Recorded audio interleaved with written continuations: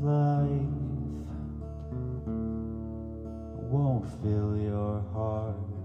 Lay it down. Your mind craves expansion, and there's nothing to find that's not already here when seen in your mind. The answer's within you, it is you. You'll see when thought gets realigned. Drop your fight for a present moment of freedom. Let your light shine away the thought of division now. As your mind clears, you'll see the way that life really is. You will find that this life has always been heaven. You will find that your life has always been heaven.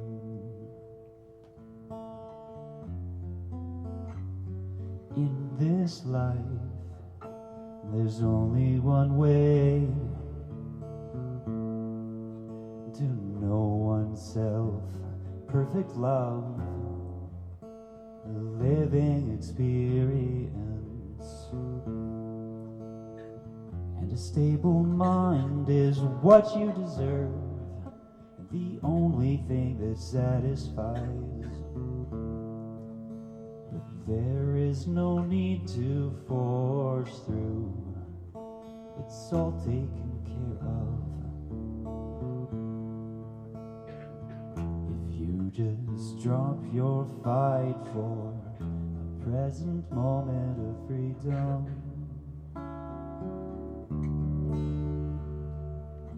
Let your light shine away the thought of division. As your mind clears, you'll see the way that life really is. Find that this life has always been heaven.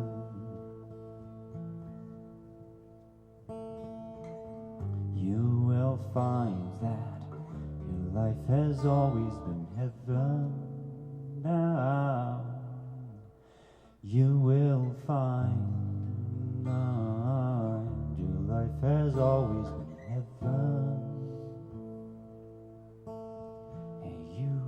Find that your life has always been heaven.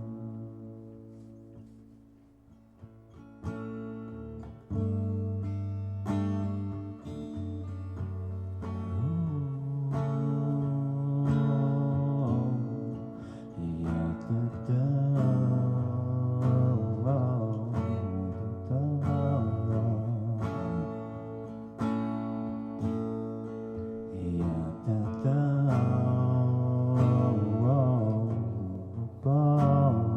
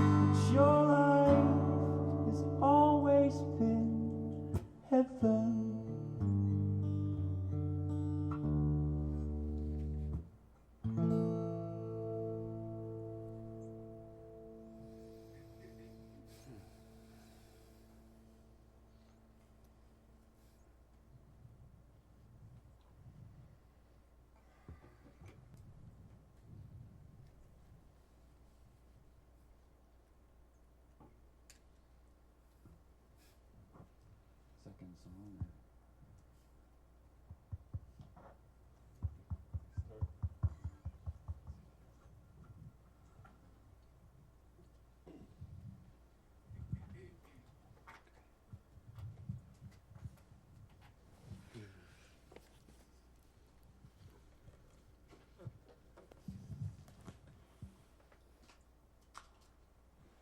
Good morning, everyone. Mm-hmm. Thank you for being here with us. It's been a really precious experience sharing this together, and feel grateful that Lisa could come all the way from England to join us for this. And share in this presence. Really, it's all about the presence.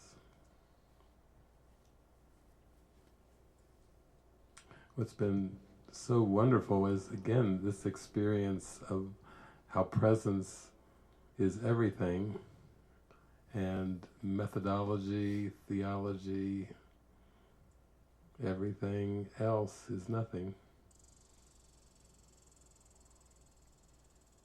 Actually, presence is practicality, because it's everything.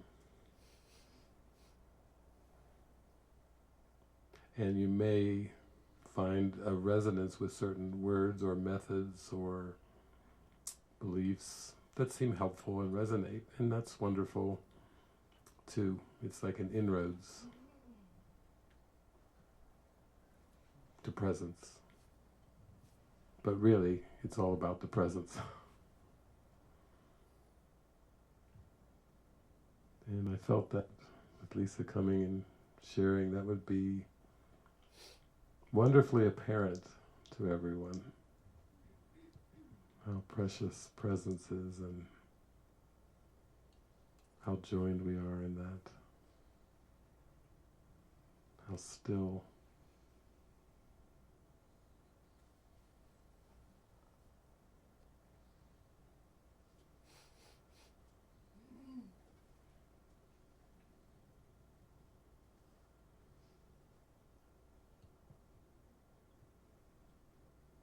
So I don't have any themes or topics or anything to talk about today. Just open, available, grateful, happy, sparkly.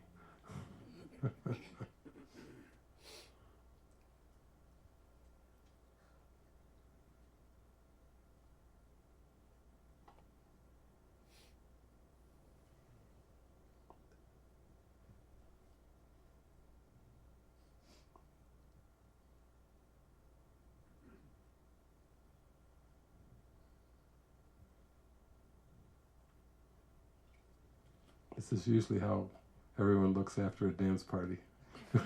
The next morning. This is the look.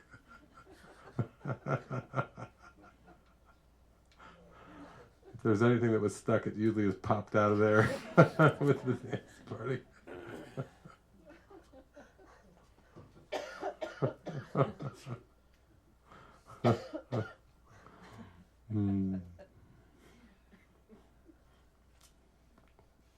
We had 2 dance parties, so yeah, we really cleaned out the pipes. How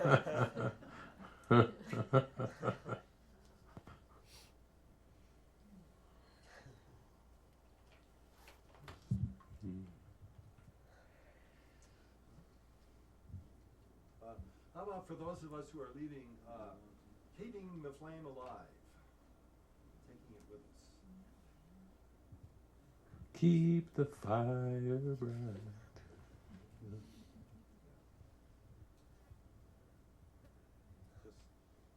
This wonderful experience we've had,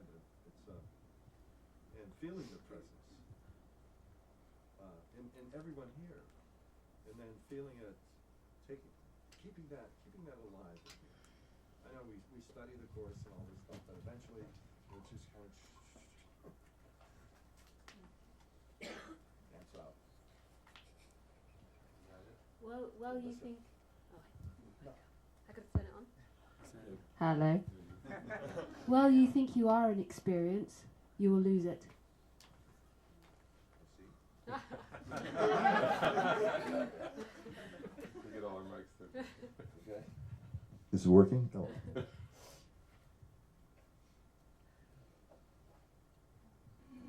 We were talking in the hot tub today that it's like this mist, like because we've been meeting with a lot of people, and sometimes you'll be talking and then the mist will kind of roll in and the eyes change and the story starts. Maybe it's just even a little drama, but the eyes change a little and the mist seems to roll in. Then when it rolls out, it's as if there never was a mist. It's quite fascinating. Yeah.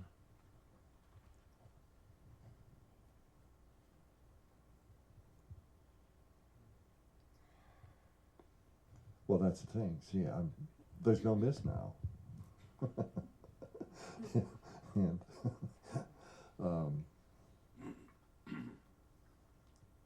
yeah, it's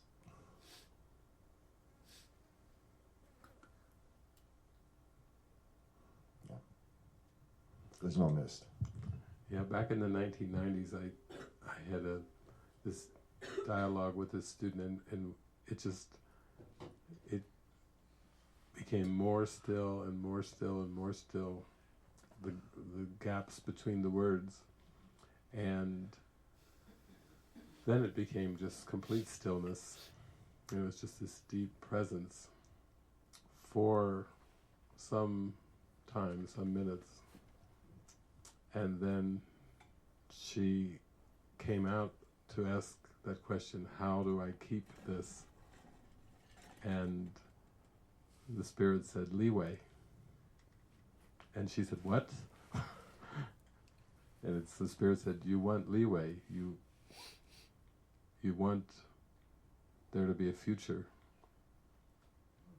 You're afraid of this stillness and you want there to be a future, and then you're asking, she said, how do I keep this?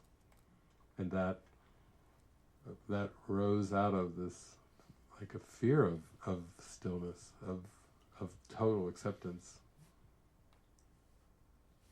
And then it was really funny then, because the whole thing was about just wanting some leeway, like wanting an out, even a future out. Like, how do I keep this in the future, or anything that arises is just a bit of fear. Just a bit of fear. So no compromise. No leeway. Yeah. Leeway or no leeway. No compromise. Yeah, no compromise, no leeway. Like I joked about France. I said France is just a concept, but so is Northern California. It's like how do I keep this when I go back to my life in Northern California? And so then you just start to watch and go, oh, I still think I've got a life in Northern California.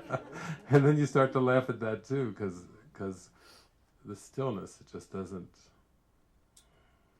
have a concept with it. Yeah, no concept. Well, that's easy. It really is. It's actually easy. It's easier than everything else, so really. It's just amazing the way that it works, like, because there's just sitting here. It's not even just sitting here, that's even labelling it too much. There's this. What? And then the mind imagines that there's been a whole journey before, imagines that this is better than the journey before, and then it worries about what will come. It's amazing the way the illusion works. And then we're like, just drink the tea. And all there is tea. And then it comes back to the mist again and goes, I've got to have better than what's been before, and back in that little circle it is. When really there only ever is what's happening. And even saying what's happening is limiting it too much. It's such a cute little dream. But because it's in opposites, sometimes incredibly pleasurable and sometimes incredibly painful. Thank you.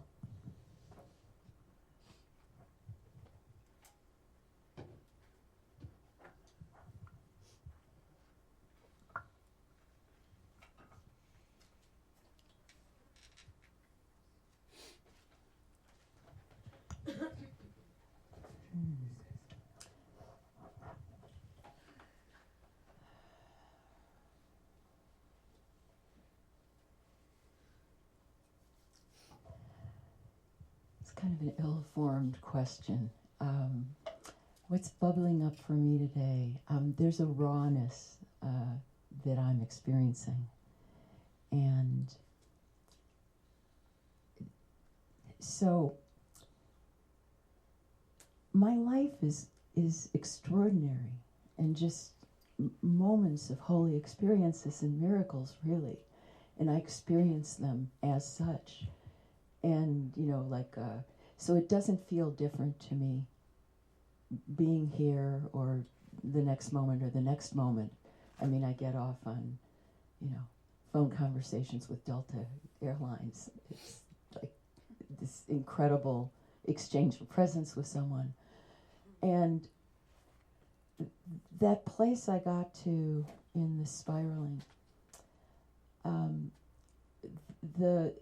the bottom place, I have known at one point, there was a 5-month period where I experienced no lack. I mean, the fullness was complete, where every flower was universes, and each smell and each taste and each, it was just like mesmerized by everything. When I was crying out from the deepest place, part of that state, it wasn't asking for that experience again, but the complete lack of lackness. And,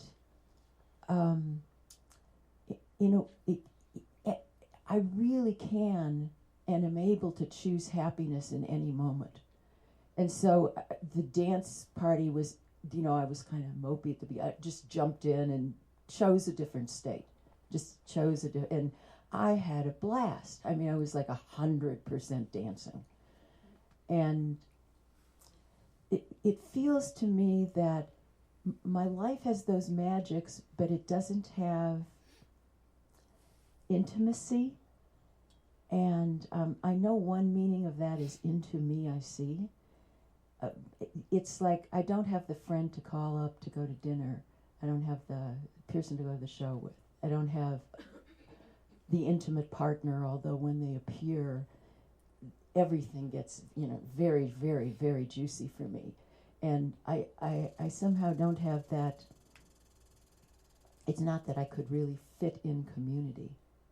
Any community feels too small for me in some really deep way.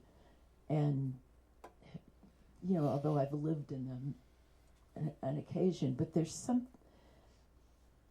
way when I look at, in the template of my life, I ride the waves pretty well. It's that feeling, that aloneness, which I know comes back to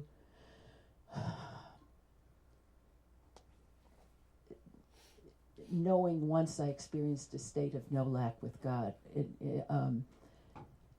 It's like I feel like I don't know how to receive, or I'm not receiving both the friendships and the intimacy and which is just a reflection of God's love, and yet in my template is I come to bless. I mean, the state, my fallback state. And that feels very rich to me. So in the immediacy of the present moment, I can feel the sameness of giving and receiving. And I can feel, even in a phone conversation, if I have some sort of, I'm trying to get something, if I come to bless, like it's a hospital call or something, everything changes. So I'm sort of lost at exactly my question, but I'm left in a way feeling raw, very raw. I know I'm here for a few more days, but I'm very raw, and in some sense, have an inner sense of sadness and depletion, and somehow the altar sessions and the music were both. They weren't filling up experiences for me this time. They were just the opposite. So I've just got all that running through me, and I toss it out. Yeah, I kind of hear your question through all that. Is you know, it is kind of, can I have a close friend, or I want a close friend? And we've been talking the whole week about no thing and everything. And my experience is that I can either see that I have no friends at all, or that everyone's my friend in that presence. That's what the presence is. And sadness could only arise with this concept of friends, personal friends. It's part of the personal self-concept. So when there's a longing in there, like, oh gosh, just someone to call up and say, let's go to the cafe for a cup of tea, or let's go to a show together, or the seeming intimacy of friendship, I find that presence itself is friendly, but it doesn't have any friends. You know, it's kind of, or everyone is its friend. You can look at it either way. And there's a freedom in that, because it's not dependent on a form, it's not dependent on a body, it's not dependent on the proximity of bodies, or someone that'll say, yeah, I'll come right over, or, you know, it's just emanates, it radiates. But that's the rawness, I think, you know, of when you start to let go of concepts, then the rawness can be like, can't I have a close friend? Closer than what? Closer than other friends you see. How it's a predicament, but not really. You know, the joining that I've touched on in your community, and even, I don't know where Kirsten is. I mean, just, you know, she sat next to me, like, just joining in mind, like in there's so many decisions I make that seem big. I guess it's, you know, the same for everybody, but just that tossing things around sort of thing doesn't seem to happen in my life. I mean, I don't have the, you know, either the partner or that kind of, it's not just like going to the show. I mean, it's, you know, you guys join in mind. I mean, you are a joined mind. But there's a way that you then toss it around, you know, and it's interesting to me how it is that I haven't created a forum to toss it around. The only reason that you'd want a form is because of lack of love. This is, you can't separate out, why is a body more important than what's happening? It's all the same thing. So the bottom of that question is, or the feeling to that question is a sense of lack of love. It's always a lack of love. It's actually so simple, and you just watch how the mind wants to flitter around the simplicity, but it's really that simple. Like, even when we talk about decisions and different things with the community, those are all just metaphor. Those are all just concepts too. And what's present is transcends that. And that's what's fascinating, kind of, when Lisa and I seem to be here, because there's no emphasis on anything Lisa's teaching about decision at all. And when I talk about decisions, even in what seems to be daily life decisions, they're all concepts too, all of them. Every decision is a concept. And what we're here for, the reason we're joined with you, the reason we're here extending this is for simplicity, to come to this simple experience, which is a state of mind. Presence is literally beyond decision. I sometimes call it an acceptance, because it's ever available. All we can do is accept it or not, and even the not starts to become ridiculous. After a while, you start to go, not is not an option. You know, it's not funny. It really, you know, it's so serious, and yet that not, and you could talk about all kinds of metaphors and concepts, but in the end, It's very, very, very, very simple. So simple that it seems to be overlooked, but it can't really be overlooked. It's like, I'm still here, I'm here, I'm here, I love you, I'm happy, I'm joyful, I'm friendly, but it's not. As soon as we get down into friends, then, we're off into concepts again, and then the mind just spins and gyrates. It goes into a spin.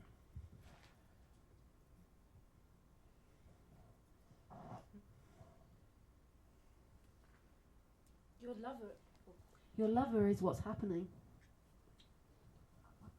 It's even more intimate than that, because it's not even you are separate from what's happening. Like, the love affair is what's happening. The mind always looks for love, though, in the next moment and the next thing, and then it gets lost in this agonizing game of got it, lost it, got it, lost it. Can be fun, because then when you get the love, you're like, but all forms go.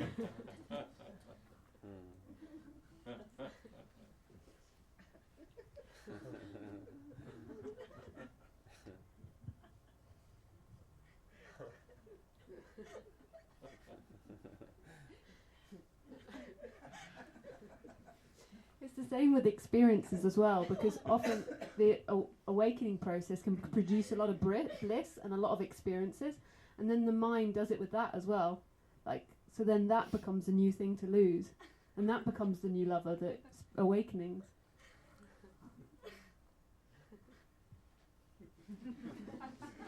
Mind's like, yeah, I got it. And as soon as someone comes up and says, I got it, I had an awakening yesterday, I'm like,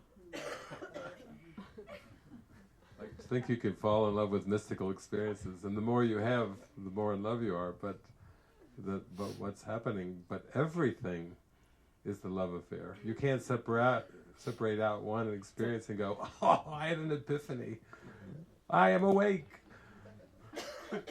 and then separate that out as if it was some kind of event. I mean, I get that all the time.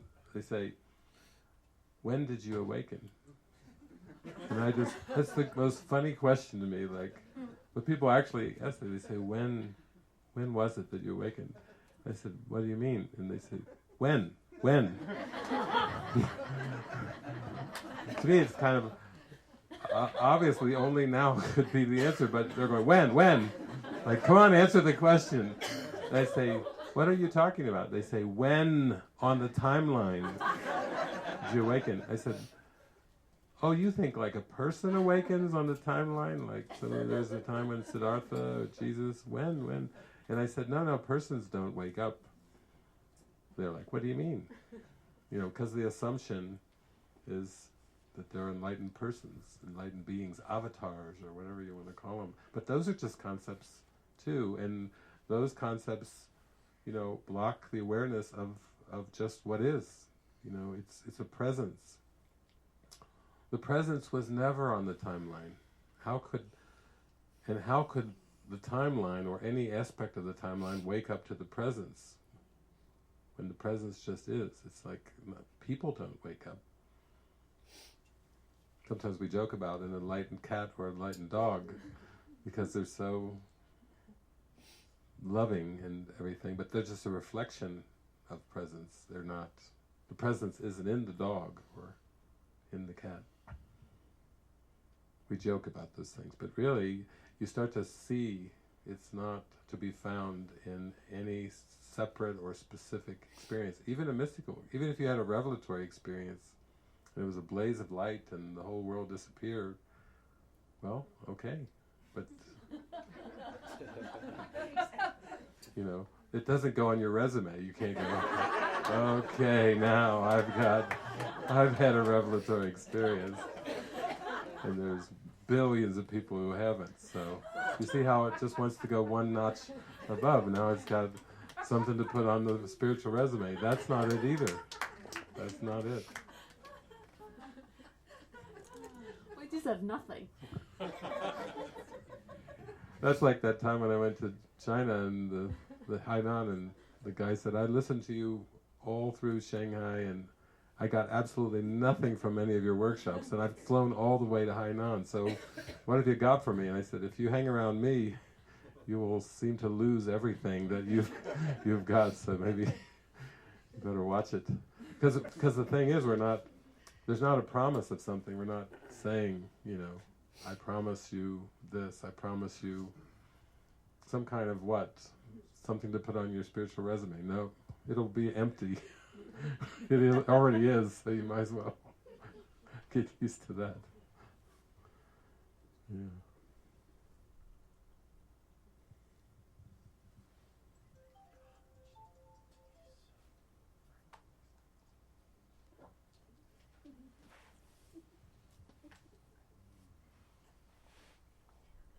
I've been hanging around a week and I lost the questions.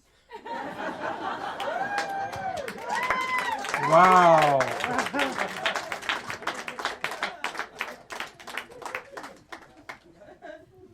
No mic necessary for that. We all heard you.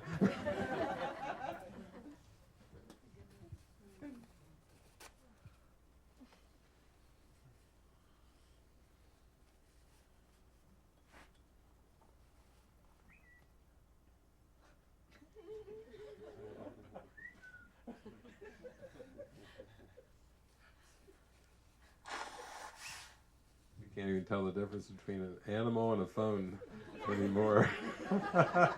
Some are going, oh, what creature is that? Others are going, turn off that damn phone. It's all perception.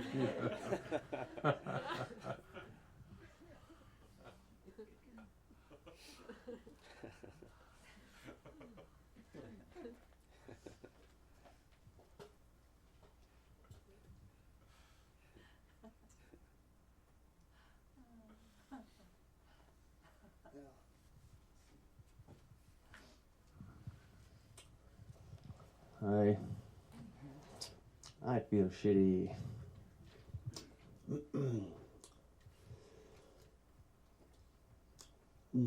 Shitty, totally nervous.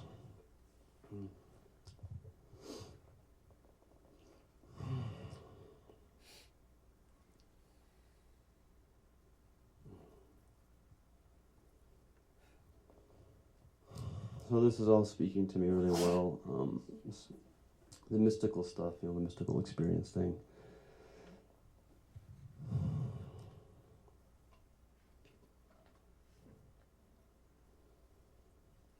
When the retreat started, the first couple of days, the first couple of times that you spoke, David, it was like I was sitting somewhere near here and I started having this experience that was similar to some I'd had, but also quite different and a bit scary. Vision was getting all screwy, shapes and sizes not making sense. And then this sense of disappearing and dissipation kind of thing happening. And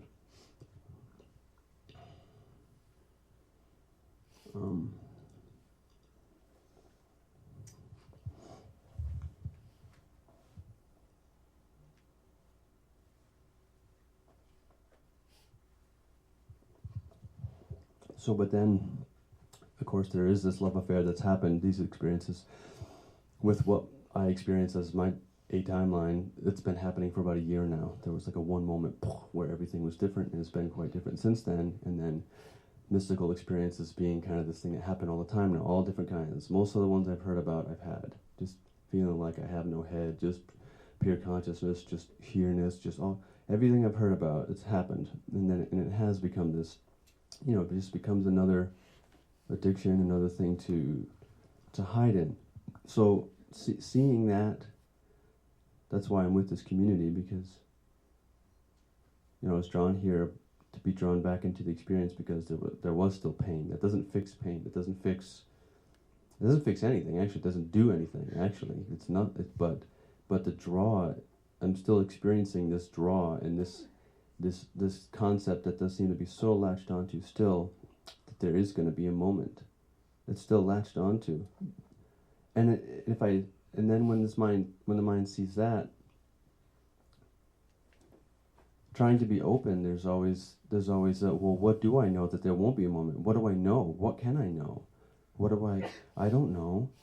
I mean, I felt and heard same things before that, what seemed to be that moment of a big shift a year ago. Like, drop the idea of one moment enlightenment, drop this, teacher saying all these things, drop the idea of looking, okay, fine, drop it, but then it did. There was like a one moment where, whoa, this is all different now. It's not the way it was before, the way things feel, the way things look, the aliveness of a rock, everything was different. So it's very difficult now for me to not, for me to continually drop and drop again, just keep dropping. I keep trying to do that, just drop, like, I don't know what's coming, but then also feel like I distracted myself away from something. I felt like those first 2 times you were sharing, and each time you would look in my eyes or something, I would especially be like, okay, this is all going now, I'm out of here. And it was just really, but then also there's sort of this judgment, like I'm still trying to make something happen. Even within that experience, that seeming experience, there's still like, oh yeah, you're just trying to make something happen here. Yeah, there's all this power in the mind, and sure, you can make this whole scene turn into a blob right now if you sort of settle in and let it all fade out, and things are all shifting all over the place, and it's,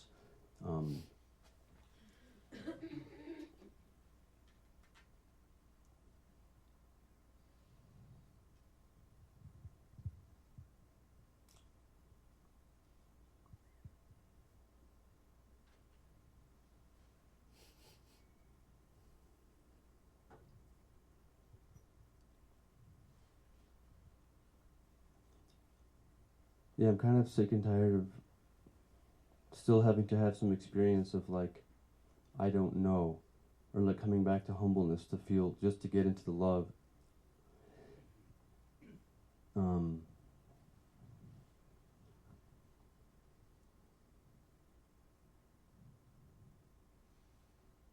And feeling like that it is something I can leave, that presence, that's something I can leave, because in those moments when the experience, when it all really sort of collapses down into that, whoa, and it really is just a moment, and time really, it's like you can't find it. I'm like, holy shit, it's really not there. Time's really not. It isn't. It's so like, the preciousness, and then what everything feels like. But then to feel like that I've left it again. It's like, what the fuck? Like, I can't actually leave it, but still here is this questioner. It's still here. Here is this questioner saying, how did I leave it? It's not my experience now. It's not my experience now. It was then, it's not now. It was then, it's not now. What the fuck? Now is completely, absolutely undefined. And time is an attempt at a definition. So if there's a state of presence, a state of wow, a state of this expansive, undefined, glorious experience, then just notice if there's the slightest pull into a definition. There always is still. So far with me, there still always is. There's always some little, I feel it kind of pulling me, like, but there's still a sense of, yeah. And you're sharing this for everyone. What you're asking is really for everyone. The slightest pull. How many times has it been where we feel like we're falling in love, or there's something really joyful and sparkly, and there's this love feeling that starts to come in, and it's like, and it feels so vast and so expansive, and then just notice how there's like an attempt to define it, to put it into form, like with he or she, or even with the community. It could be like if you seem to have that experience in association with a person, a teacher, a lover, a friend, a community even, and then notice how it's so vast, and then right away there's the pull to kind of like, okay, now how do we define it? And it's absolutely undefinable. That's the glorious part of it. You can't do it, and yet we have to notice that. We really have to just pay close attention and see if that's happening, because there aren't any fairy tale outcomes. That would be coming up with a definition, trying to put it into form. It's uncomfortable, like the body shifting. There can be a sense of restlessness with it. It's really, really just to notice, and in the noticing, that's important too, because there can be a smile with it just watching. I don't want to wait anymore, David, is the thing, at all. Not 1 second. Like, I say these words, and they're as true as I can make them right now. I don't know what's really ready for what, but the words are here. I don't want to fucking wait anymore. I'm sick of it. Wait for what? Wait for a moment where that question doesn't feel like anything. Because it still feels like there is a what to wait for.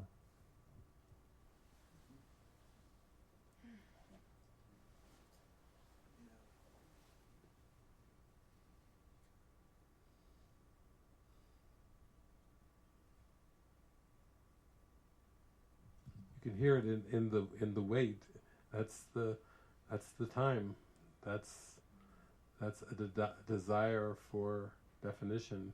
It seems to be the seduction or the call of an ego or a world, but it can't really be that has any power over what is. What is everything. So you could call it purification, you could call it any number of names, but it's this saying of, like in the Course, I want the peace of God. To say these words is nothing. To mean these words is everything. That was a striking moment. It was like really all of life saying to say these words is nothing, to mean these. So it's like really, that's with all your heart, your soul, your might, it's coming down to that wanting. When wanting is split, then there's outcomes that they aren't real outcomes, they just are hypothetical outcomes. So you can see that presence has no awareness of hypotheticals. You know how we say, what if, or could've, would've, should've, and perhaps in the future I shall, all those hypotheticals. It's just a realization, it's just a flashing full realization that hypotheticals have no meaning. That it's been a hypothetical linear world, but there's never been any satisfaction with it. I show that movie sometimes, Time's End, where Star Trek, they go through to the light and they have this interaction, and at one point the Cisco is trying to explain the excitement of baseball to the light, really trying hard to explain. He says, but it's competition, and the light's like aggressive, adversarial, like there's nothing at all attractive about competition. And that he persists. He says, but it's, and he's talking about all these outcome, and he says, but it's linear. He's trying to say there's joy to be found in the linear, there's excitement to be found in the linear, there's all these hypotheticals. The pitcher pitches the ball, the batter swings, and you don't know where the ball is going to go. And the light says, so you have no idea how this will take shape. And he says, that's right, that's the excitement. And then the light goes, you value your ignorance of what is to come? I mean, it's the perfect dialogue between absolute presence and this sense of having a fascination with hypotheticals. What is so fascinating about that? I mean, when people go to the racetrack or they play the lottery, or maybe they have a feeling like they're going to get married and they don't know who it's going to be to. Or maybe they go on one of these speed dating things now where you go into a bar and you get to like 2 minutes with each person, and people find that exciting. 2 minutes. Is the one in there? Will I find the one in there in the speed dating? Maybe they're in among the ones, and there's an excitement to the dating, like they're given permission to speed date, like 2 minutes at a time, and then they could change. But this have nothing to do with presence. Nothing to do with presence. Presence is not looking for hypotheticals. It's not trying to win a lottery. It's not trying to, hit the jackpot. And I think what happens is when we go on the so-called spiritual journey, which again itself is a hypothetical, then there's some kind of a false excitement with the pursuit, and yet I hear from you like you've done the smorgasbord, you've done the spiritual smorgasbord, and it's starting to be not satisfying. I've lived in this community and this, and I worked with this teacher and this, and personal assistant did this one, did this thing. What's titillating and exciting and fascinating to the ego is non-existent to presence. Presence has literally let go of the mortal fuss, of the search, of the chase. There is no excitement to oh, it's a spiritual buffet. I mean, look at the popular spiritual conferences that you have where they go there and they go, 25 top named speakers in motivation. There was one guy in New Zealand one time who advertised, come to my retreat. And it was quite expensive, but he said, I will guarantee enlightenment in 1 week. And I had so much fun with that because I was in New Zealand at the time, and one of my friends pulled it out and they said, this is disgusting. Did you see? They took out a whole page ad in this magazine promising spiritual enlightenment. It's like $5,000 for a week, and and they promise you by the end of the week you'll be enlightened and everything. And it was a husband and wife, and the wife said, she brought it to me and she said, this is disgusting. This is absolutely disgusting that they would even do such a thing. And the husband said, everybody's going to do what they're going to do. Everybody is just going to search until they find. And there are people that have mega money, and for them to go to a $5,000 retreat that promises enlightenment, that's a wonderful thing. It was so funny to listen to the wife. The husband had no problem at all with the ad, and the wife said it was utterly disgusting. But in the end, what we're starting to see isn't it wonderful just to open up to the idea that you don't have to go through the spiritual smorgasbord, that it's so simple. It's simpler than simple. That what you could even imagine is simple. And how wonderful, how free, how glorious it is. And everyone knows that feeling. And then you just notice if there's the slightest inclination for something more. Anything, more of anything. Just notice it. Even more spiritual experiences, you see how that can be just another trick. And you don't have to go there. You don't have to go there. Because there's nothing of value.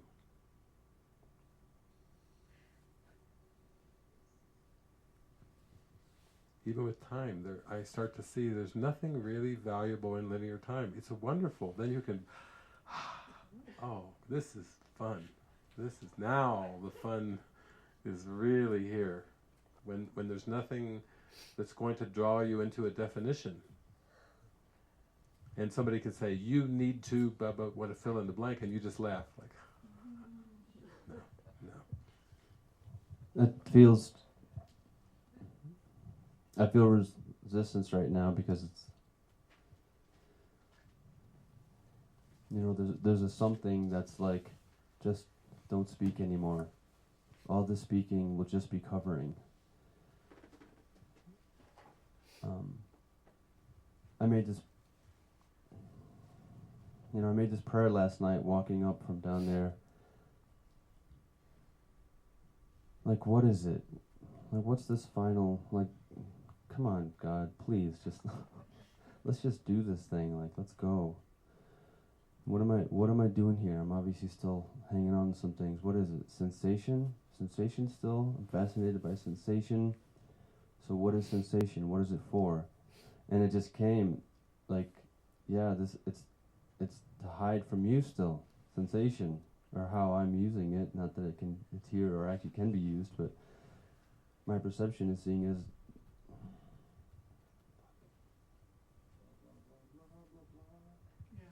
That's what we do as well, though. like nothing that we're saying means anything, but the saying has to come out, the energy has to come out of it. But nothing that you're thinking and saying means anything. But it feels like it does. It feels like But you're in it a world doesn't go even somewhere. feel like it does, and that's actually kind of more frustrating because it's also seen from further back that it is the nothing. It is the nothing. But still something fascinating to see. But what is the sticky point then? If I'm watching all this, and I am, there's even experience of watching this thing that's saying it's peed, and it's not. The experience is not fully that I'm talking into this microphone right now. That's not my experience really right now, actually. But there's still a but. What the F is this but? That's still some kind of little glitch here still. Some kind of seeming glitch of express, don't express. Oh no, that's cover up. Oh, this community's been expressing, so go into that now. Before it was all this mind expansion, spirituality. Now we're coming back into experience. This must be the it. Now this is the it. Like, say everything. And don't hide things. But it's still, everything becomes another blah, blah, blah, blah, blah, blah, blah. Everything. Let's look at the but then. Let's just take it like you're presenting a question. David, can I make a quick comment? Sure. Please. I've been there, and I discover like an app, an underground app, that it's incumbent, I believe that it's incumbent upon me to make it happen. And there's it's like an unconscious assumption that I have personal power over this process. And it's a kind of arrogance.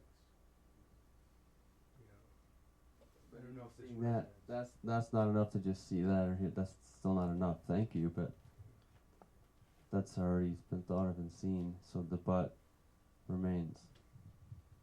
Well, that's exactly what the line of thought I was just going to share. It came out of that voice instead of this, but it was that a but is an assumption. In other words, if I say, I know what you're talking about, but the but contradicts. It just means it totally negates whatever came first. You see how that works? And that's been an experience where I'll be in presence and I'll be adjoining, and then someone will say, I'm following you to a certain point, or I kind of get where you're going, or I know what you're talking about, but, and then boom, it just knocks it over. To me, it starts to, at some point it has to get funny, because that was always funny to me. I would have to hold back from laughing sometimes, I know, David. I would say something, I know, David. I know, I'm not dumb, I'm not stupid. I know exactly what you're saying. But, and I would just be like, because but it's no small thing. In other words, that even in the Course it says the truth is true and only the truth is true. And he says you have to accept both. In other words, you have to accept that only the truth is true. Otherwise you negate the first one. If you say the truth is true and da-da-da-da-da, whatever else, you negate the truth is true. And so the word that was used there was assumption, and to me that's been I try so open. I've always been like, assumption. Even the word assumption, assumption, making an S out of you and me. That came into my mind from the Spirit. The Spirit is very playful, but every time I heard that from the Spirit, like assumption, making an ass out of you and me, it's making a you and me where there isn't a you and me, and it's making an ass out of it. You're making an ass of yourself when you have an assumption. Spirit uses anything so that I would get it. And though that's what this is really about, you can kind of let go of the idea of the practices, and like you were just saying all this, because it's a blah blah blah, you can actually say, it really can't be important, the form of things. But if there's an assumption underneath, if I'm making some assumption, any assumption, that will block out presence. And then turn it into an open discovery. You see how there's there's a lightness if it turns into a discovery. But if it seems like it's all on you, like it's heavy on your shoulders, like you're not getting it right, or you must be doing something wrong, or you see where the pressure builds. And really it's just like a soft call to say, let's go down underneath and just notice if I'm making any kind of an assumption. Let me discover that. That's the softer, takes the grind, it takes the hardness out of it. That's the gentleness of the spirit.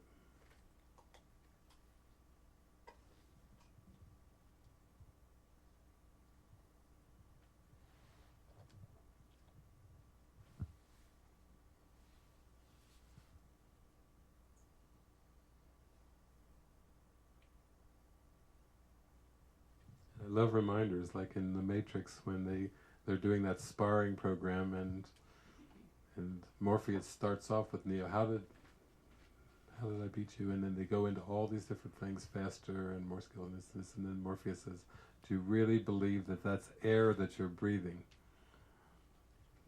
There's an assumption. He forgot that it was a sparring program, just a device. He forgot that. He thought he was human. Do you really believe that's air you're breathing? That's deep. That's really questioning assumptions. And I love that. Any kind of example we get to remind us how deep it goes and how wondrous it is that we're even taking that journey, so to speak. We're willing to go down the rabbit hole. I want to rejoice with you and celebrate that you're so willing. It's amazing. You show amazing willingness, even to seem to be here. It's amazing willingness to leave the East Coast and come trekking across out to high desert in the middle of nowhere just to go down the rabbit hole together, You're so loved, Pete. You're so honored. And we're so grateful that you're here and you bring such a contribution.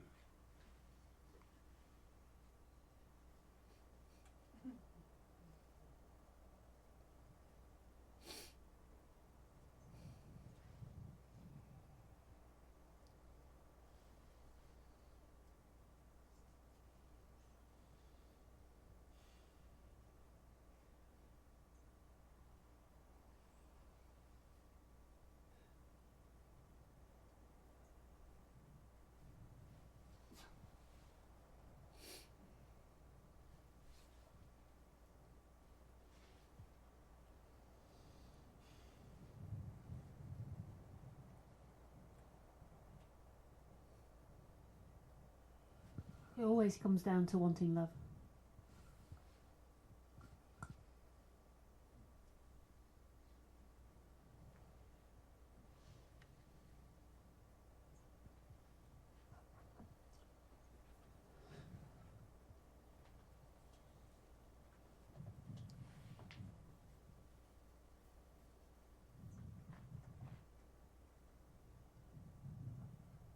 Yeah, I feel that maybe it's just to expose that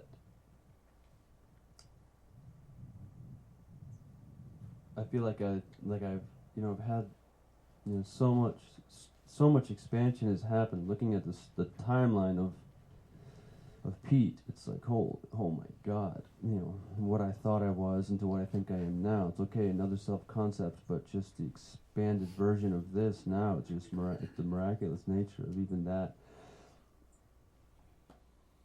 Illusory, albeit still beautiful. But to expose that, I it's like I want to be able to say it, and maybe I have said it in some way, but that the truth is, I don't know that I have actually experienced this love that doesn't, this love that I've actually been back to being it without condition at all. The confusion seems to be in the reflection, because when it's when it's so natural, when the movement's so natural, and there's an experience of being it, the reflections are so immediate and so intense of the people that are there all of a sudden, and the people that are looking to you and listening to you, what you say, and everything just so, and the thank yous and the gratitude coming at you, and but then I still get confused that I'm not like feeding off that I'm not getting some juice off that, you know what I mean? That's some twisted thing again of like, okay, great, clarity seems to be here. It seems to be desired from out here, something I'm offering or whatever, or even guitar or music, anything that seems to be like, oh, it's from here. Something is of here going over to this other here. It's still twisted, yeah, there's still like this twisted like,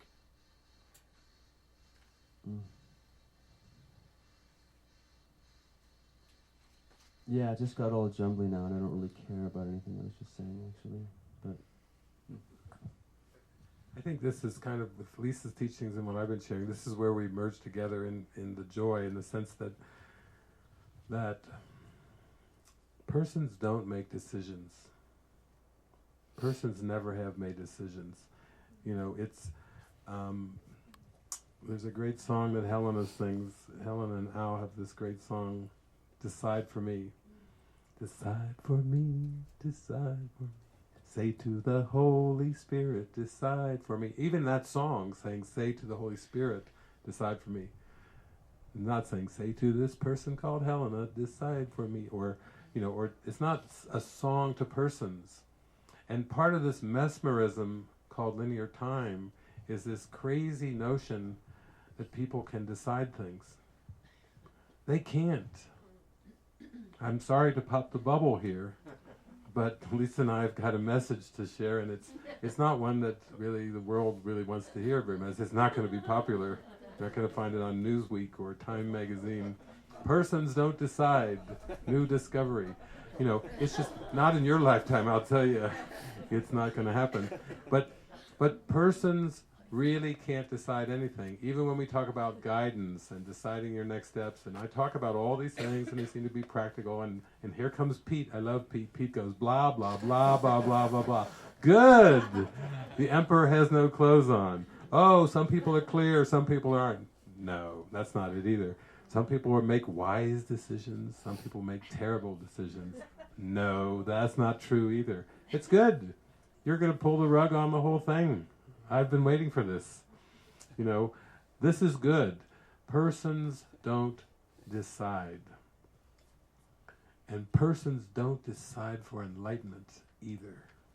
That's what your friend over there that came down, he was really offering that beautiful teaching that take it off you. Don't, that thing that seems to be inside of Pete, or that seems to be the decision maker, people call it, this non-existent.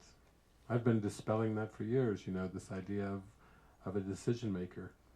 What does that have to do with presence? So decide for me, in her language, becomes accept and be, accept and be. All you have to learn is this one thing, accept and be. But then from the Course in Miracles, we decide for me, say to the Holy Spirit, not say to a person. You see, decide for me. And it is done. And it is done. So when you get into this joyful state of mind, you're not fooled by teachings or language or words or anything like this, because it's so much simpler than that. It's so much simpler. It's so obvious. And really, you're bringing a service when you're saying it's not this, and it's blah, blah, blah. And even in the music, it's not in the music, it's not in the guitar playing, it's not in the words, it's not in what the person says. Your mind is getting there, but all you have to do is release this belief that persons decide. Persons don't decide. They're like constructs, they're concepts. How can a concept decide? If we're saying presence is beyond concepts, then why would you think that you would have to be locked in to making the right choice, you know? Like Spike Lee's movie, do the right thing, do the right thing. Pressure, pressure, pressure. Or you hear songs, God is watching us, God is watching us, God is watching us from a distance. Oh, thank you. That really makes me feel, is that supposed to comfort me? How far is the distance? How many light years away is God? Oh, he watches you. Or he sees every move you make. Ooh. Ooh, you know. Talk about being under the microscope. God watches you in every move. Come on, we have to get over these fairy tales, these crazy ideas. And doesn't it feel freeing just opening to this idea that persons don't decide? Isn't that freeing? Somehow, yeah, something is felt here that's obviously the only thing that could make any sense at all. Yes. At all. Yeah. Hallelujah.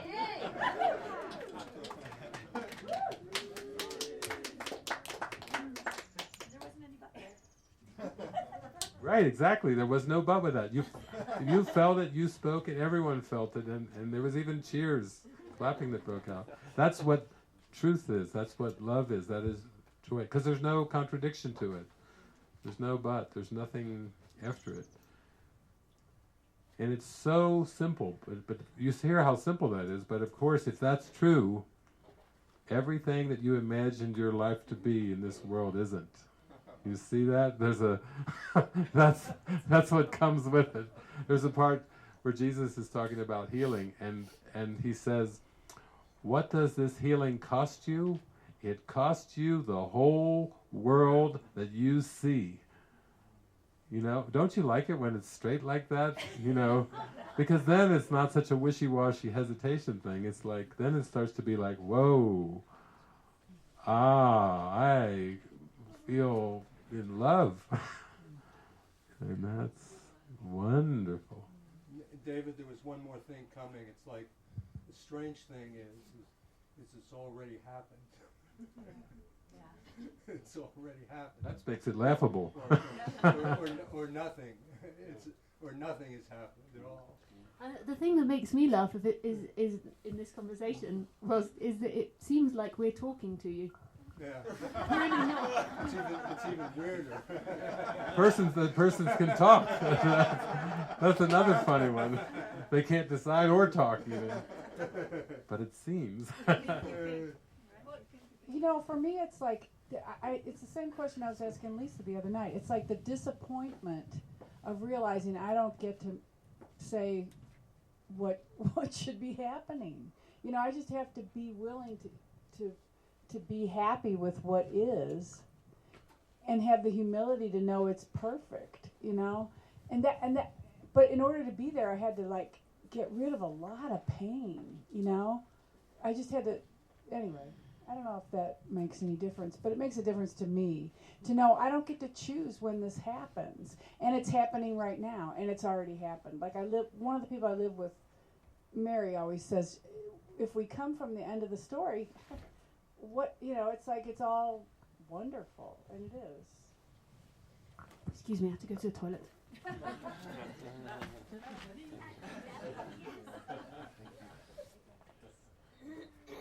Over there, Elisa, we need to get the microphone across.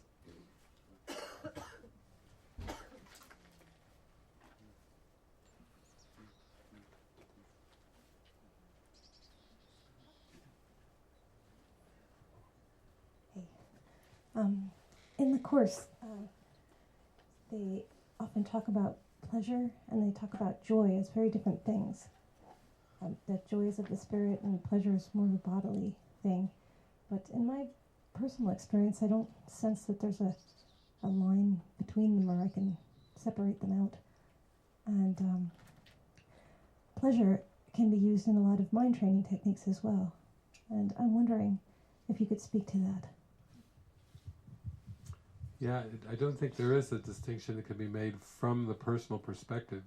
I think that's why I was asked the other day about choosing between the ego and the spirit, and I called it discernment. And I said, yeah, that is deep, deep, deep. And so it reminds me a little bit of the Matrix, the Oracle, where the Oracle says, I think it's to Neo, no one can make a decision beyond which they can understand. You know, so this is like an awakening, and you're saying, from where I seem to be right now, I'm perceiving the world personally, you can use the word personally, I can't really seem to make a distinction there in that line. I think that's exactly the way it goes as we go much, much deeper and we are more and more surrendered over into that discernment that we talked about, you know, then the line starts to appear, and you might say we become clear, and it's pure presence and pure oneness. But from the personal perspective, yeah, it seems very difficult to draw lines. We find more and more it's difficult to draw any kind of lines, but I'd say that's more of a discernment distinction, and it's definitely not a person can't make that distinction at all.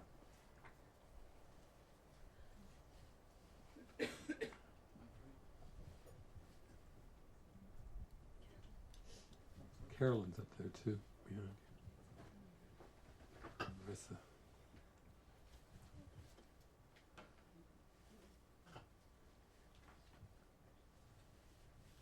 I have this silliness that goes on in my mind, and it's been going on for a while.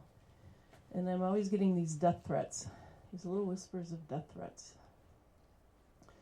Like on the way out here, oh, you're going to die if you come out here. And then I say to this little voice, well, what better place to lay my body down than they can put it off onto the mountain and let the birds eat it up, and they can send my teeth home to my family. So, I mean, I'm trying to neutralize that voice, and I seem to be able to do it with humor, but it still comes up, you know. So, like other choices, like, do I stay here and watch the movie, or am I going to go back? And I felt really strongly to go and visit my daughter in Durango, who I haven't seen in a year. So I thought, well, the threat's going to come again. It's going to say, oh, you're going to die if you don't stay here. Or if you stay here, you're going to die. No, the threat went, well, you know, you're going to die in that desolate Utah that you're driving down to go see your daughter. You know, you haven't seen her a year. Well, we'll fix that. You just won't ever see her again, you know, stuff like that. And it's just these funny things that go on in my mind, but it's always like the shadow of death is always just talking in my ear. And I'd like to just get rid of it altogether, although I can make a joke out of it. Sometimes it can bait me, but I seem to be able to neutralize it. But it's not like I'm not releasing it because it's still coming back. So I don't know if it likes the humor, or, you know, should I not talk to it, or. Do you think that my voice is any different from that voice? Well, say you're going to die and probably not. You are going to die.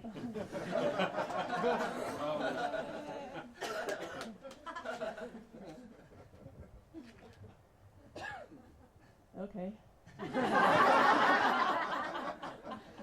But let's just take one look at the death wish. It's almost like there's a death wish, that's the voice of the death wish. So if you could really fully see that for what it is, and see that it has no value for you, I would say that it would disappear. It's not like God's going, you're going to die. It's, you know, if it's hidden, if you don't even know what that death wish is, it's just like mysteriously there. And it's sometimes you joke with it, or you throw things back at it and you try to neutralize it, but it keeps coming back. Then it's simply an assumption, again, that there is death, you know, and that you have to raise that up. So I'm going to flip it around to a practical thing for everybody so we can kind of expose this. I was reading in the Beyond All Idols section one time in A Course in Miracles, and Jesus starts off this paragraph with a question. I always love it when Jesus starts off with a question to me. I'm like, okay, here we go. And the question is, what is an idol? do you think you know? Imagine the Lord of life saying to you, what is an idol? Do you think you know? An idol is for something more. It does not matter more of what. Now, there's a little bit of insight into this voice in your mind that says you're going to die, you're going to die, you're going to die. An idol is for something more. It does not matter more of what. Put that together with what we heard in the Bible. What does it say in the Bible? Hold no idols before the Lord thy God. An idol is for something more. It does not matter more of what. You see how this relates to what Pete was bringing up. When Pete's having one of these vast, unified, only experience that there could ever be experiences, and then this little thing in there tries to take it into another moment, as if there is another moment. We talk about moments as if there's lots of them. How many are there? How many can there be? That's got to be a trick too. If there's only one moment, and there's nothing but that moment, then once you try to define it, you notice how it will go off into visiting your mother, or like Dave was talking about going, when I go back, or what would I do if I lose awareness of it. You can see there's something underneath all of this, and it's called more. And it's very accepted in the timeline. Everyone's, of course, more. More money. Remember that Kim Carnes? More love and more joy. Space and time can never destroy. Even when we put more in front of love, what do? We quantify it. We quantify it. We define it and quantify it. More love, more joy. And what that is just making many moments out of something that's just one moment. Give me one moment in time. Yeah. We're not even talking about in time. It's a timeless experience. So what I'm saying is, just notice this wish for more. And do you really think presence has a wish for more? Why would presence have a wish for more? You see? It really brings it down to this searching for something, wanting something. Even wanting more, very common in this world, very accepted. But there was a guy named David in the Bible, way back there before Jesus, and he had a little prayer called the 23rd Psalm. Anybody know the very beginning, the first line of the shepherd David? He's like, this is way back before Jesus. What was the first line of his prayer? Psalm. The Lord is my shepherd, I shall not want. I shall not want. Oh my. You mean it was back there, way back in the Bible, in the 23rd Psalm? It's been there all along for us. It's been there for centuries and centuries and centuries. And isn't it the ego that wants things to be different than they are? Isn't it the ego that wants more? Is it presence that wants more? No. So that's what we call exposing the death wish. And that's really what, is, I'd say it's helpful. It's really, truly helpful. Just a little funny reflection. You said visit your mother. My mother's dead. Okay. So, just another little funny thing. What's your name? Carolyn. Carolyn. If my voice is no different from the internal voice, what is it that dies?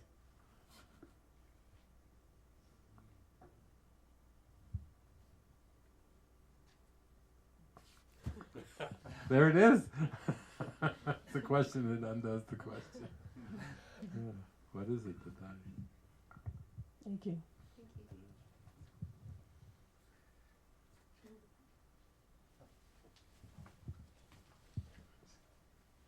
Doug.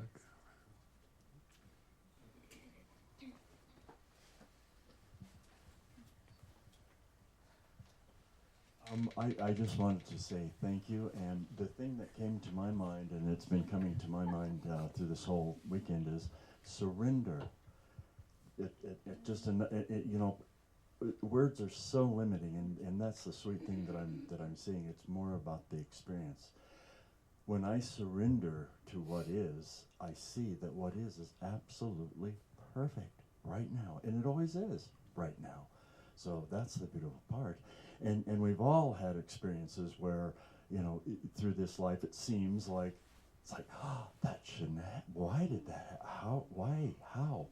And when I go through those things and get on the other side, I see, when I surrender, I see the absolute blessing, the absolute perfection of what is.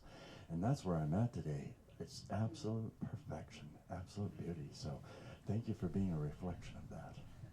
Even when my phone goes, I did not have service up here for the last, and all of a sudden my service comes on and I'm getting phone calls and whistles, and anyway, yeah, I apologize for that. No, we rejoice with is, you. Yeah, what is, there it is. Yeah. I like that sound. So, yeah, thank you. I wanted to express my gratitude, and just that came to mind, was that surrender to what is. When I think it should be different, that's when I suffer.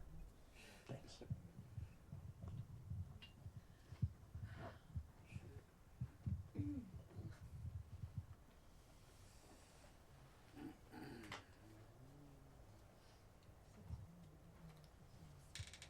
When I wake up in the mornings, one of the first things I do is I feel really clear most of the time, and so I go out and I sit somewhere, and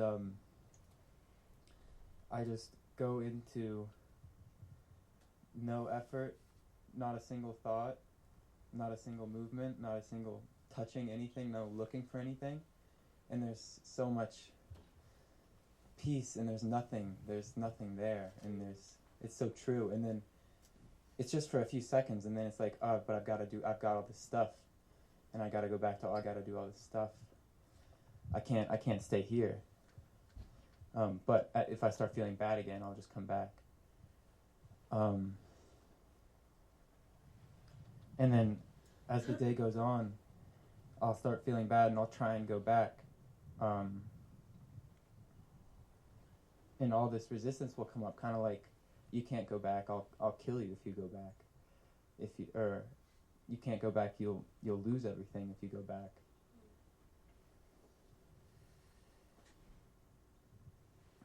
And when I'm there, it's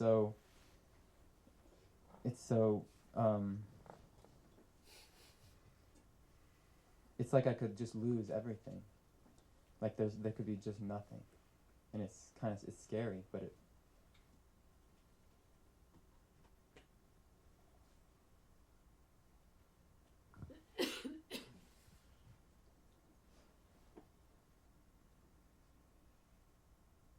Yeah, when you talk, it's almost like a mental shifting that's going on there. Got to do, and then got to get back.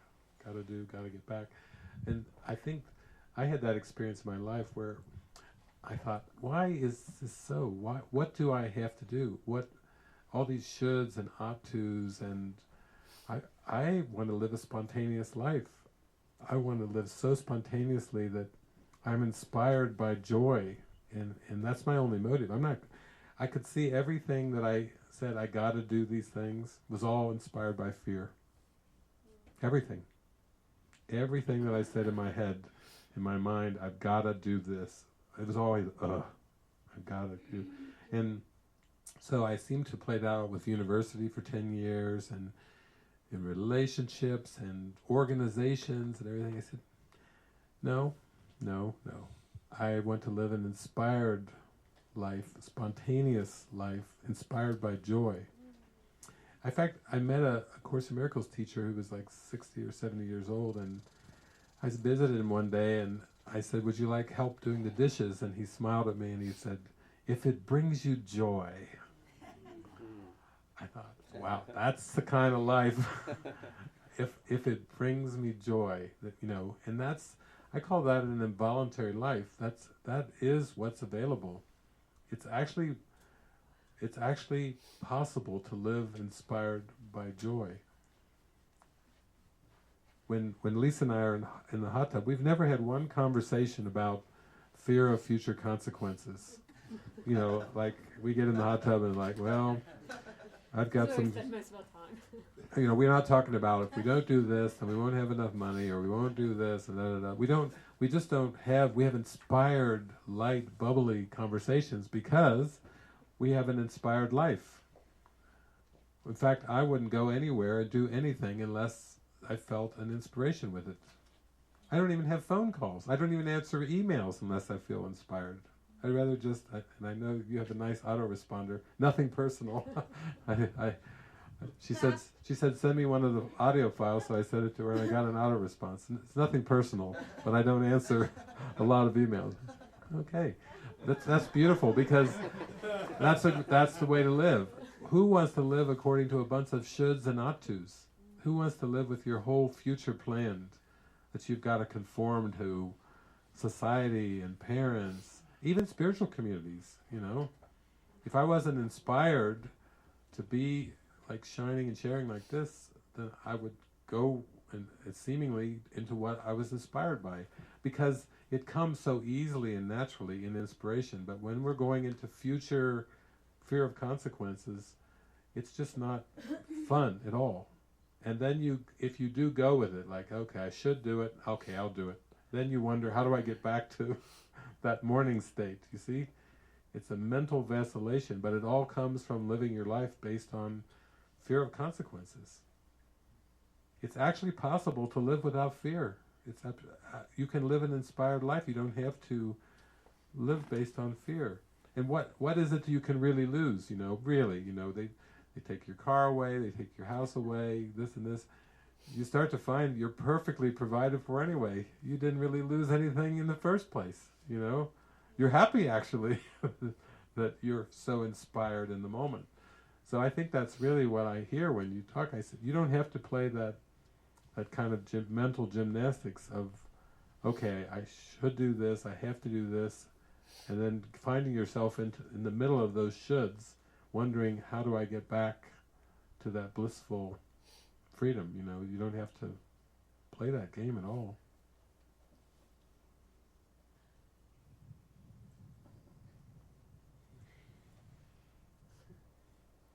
You can. I love that, how you learned. It took you a year and a half, but you learned how to play black gospel music, and then you gave that gift away. You stepped right up. You said, "Does that piano work?"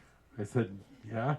And you got over there, and then Donna came in, and it just erupted, and this explosion of joy that was heard all the way down the canyon. But you followed your inspiration. You were inspired to learn how to play black gospel music, even when the woman said, "I don't know," you know, even if she wasn't so encouraging, you still were inspired, and then you gave your gift away, and we all felt that. Isn't that how it works for all of us? We find something that's inspiring, and then we give it away, and we find all these reflections of joy and happiness. It's so simple when you think of it. It's beautiful. It's so beautiful.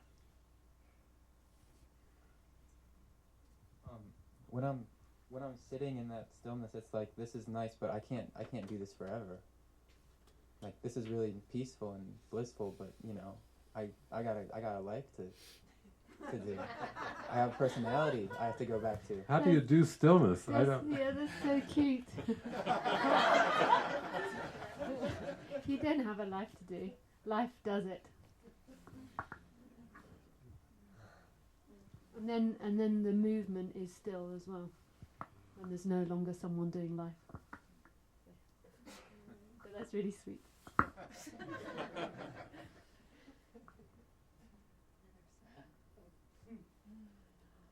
Could you talk a little bit about who decides again, or make it clear to me? Because life does, and there's no separation between you and life. It's one and the same thing. And then what is life? The question is, and we come back to that beautiful, juicy word of God or no thing. I slam it out so quickly sometimes. I'm like, done. Well. But it's like, the beauty of it is not the meaning, it's the sounds. Like, it's the sounds here, or not just us two, but in the whole space. It's like, and they're so empty, and that emptiness is so beautiful. It sounds so negative. Really got to get away from the word empty. Love, maybe that. They're so loveful with their emptiness. Like conflict comes up, it could be about anything, and then there's the feeling like I need to decide, I need to make a decision. There can only be conflict when you are someone separate. There's no conflict in the flow or in life. It's just a happening. Because we've been taught that conflict is when this happens, or when that happens, or when you don't get your way, or when the body gets cut, or when the food's not brought, or whatever, or when the money's not coming in the bank. But these are only things you've been taught. In the flow, there is never any conflict. It's only in ideas, and ideas are in opposites. And the first idea is you and me. Me and the world. And there's no me and the world, there's just the world which is no world. Or life which is no world. That's nice. That's a smile. Quick, short, to the point, and a smile. See? That's the way it goes.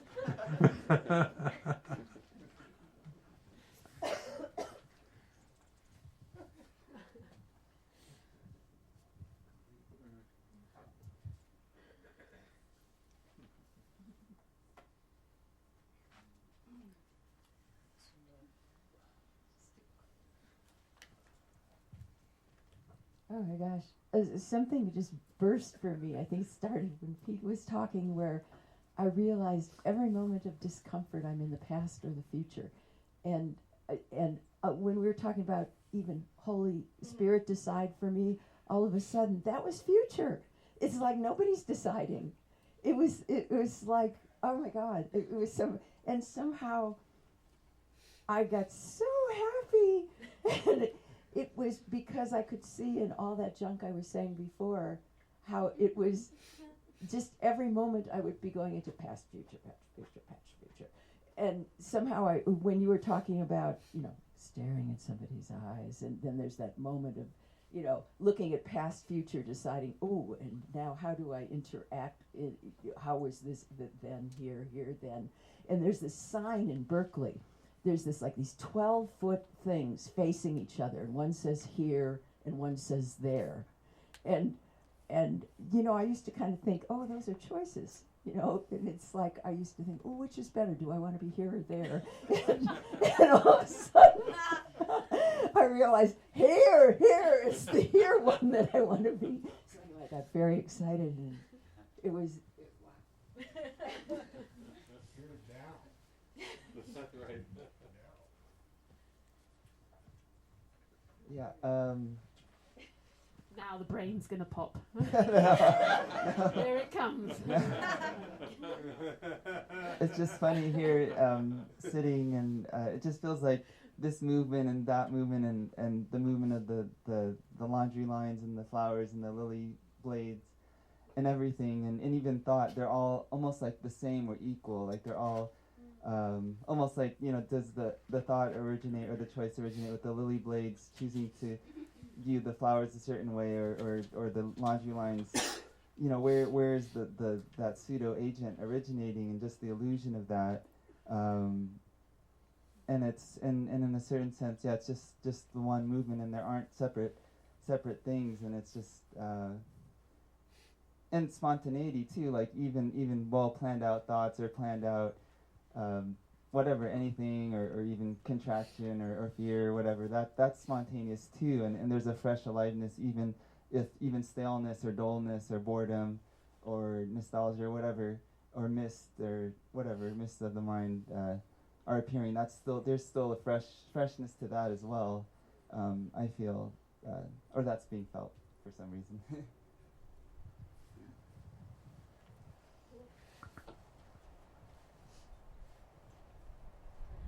When this session first began and you were talking about presence, and it just, to me, I have given the name for presence, Holy Spirit. And it just, and when she was talking about wanting a friend, I mean, that's the only friend. And it just seemed so real to me.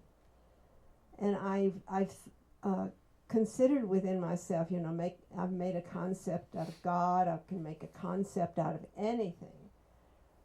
But Holy Spirit is abstract. And that's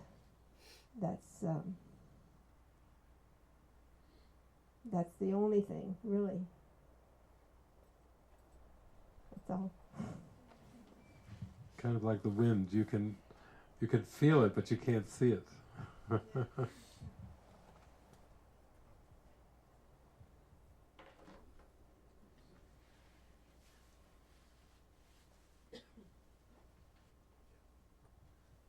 David, I was inspired by a song, and I'd really like to share it. And everybody knows it. No, I'm not going to sing it. I want to play it. Much better. much better. So can I have the lead for? Yeah, put it over here. Here. Do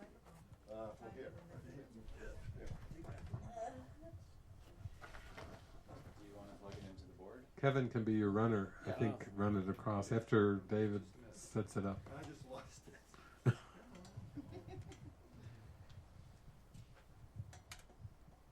Okay. What are you doing to me, Holy Spirit? Okay. Okay, it's Or you can put the mic next to it if it plays out of that. That's a good idea.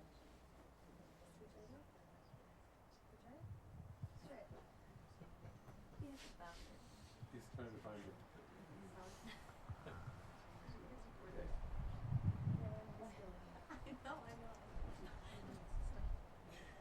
Okay, there.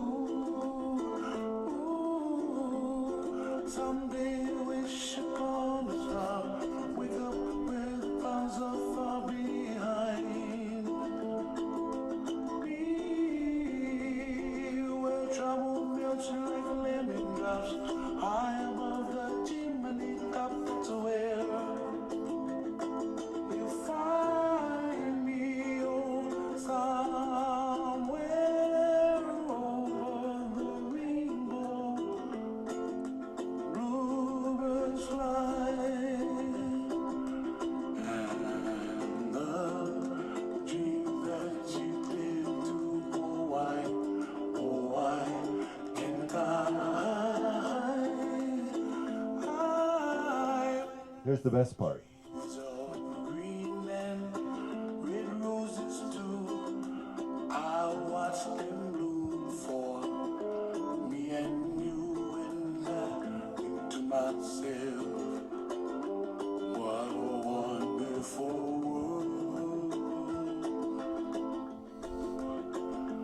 Life I see skies of blue and I see clouds of white and the brightness of thee. I like the dark and I think to myself, what a wonderful world. The colors of the rainbow, so pretty in the sky, are also on the faces of people passing by. I see friends shaking and singing, how do you do? They really say, I love you. I hear babies cry and I watch them grow. They'll learn much more than we'll know, and I think to myself, what a wonderful world. Someday I wish upon a star, wake up where the clouds are far behind me, where trouble melts like a lemon drops high above the chimney top. That's where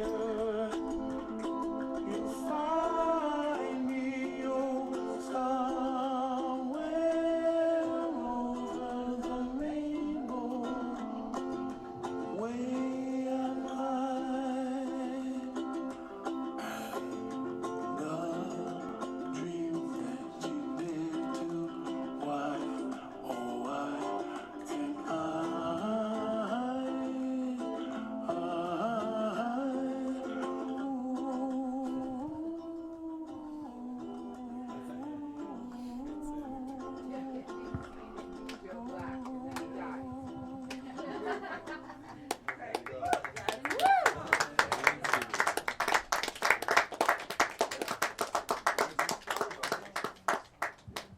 I was saying I feel like that's the end of the retreat, because what can you say beyond?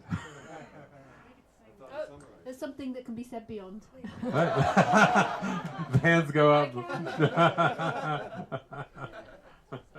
you dying to say it? Because I had something I want to say too. I love that piece because it really goes beyond the words. And I use that piece in my show, but that's not the point. But it's just that I've heard it hundreds and hundreds of times. And the song is popular. We heard, Somewhere Over the Rainbow, Judy Garland. And if you listen to the words that Izzy sings, they're not correct. He's changed it. And it doesn't matter. It doesn't matter. It doesn't matter to him, in the world of professionalism and artists to get it right and all. That just doesn't matter. And what comes through, I think this is why I know for myself, what I feel is that joy, that presence, that gift that it's just sharing in the moment. And so we're all being taken and going on for the ride. And that's the beauty of the gift that I know for my here is the learning, like, yeah, if you're in the authenticity, or I don't even know if that's true, but just in the moment of the presence, just giving it over. Just giving it over. So it was recorded as is and given to the world. And that's just what I wanted to share.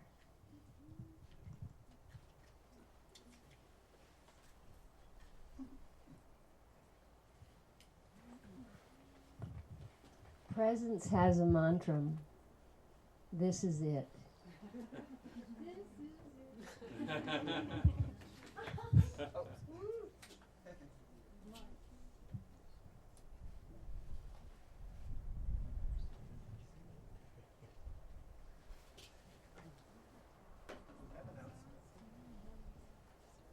That's how you know it's ended. When Selena comes in with an announcement, that is really it.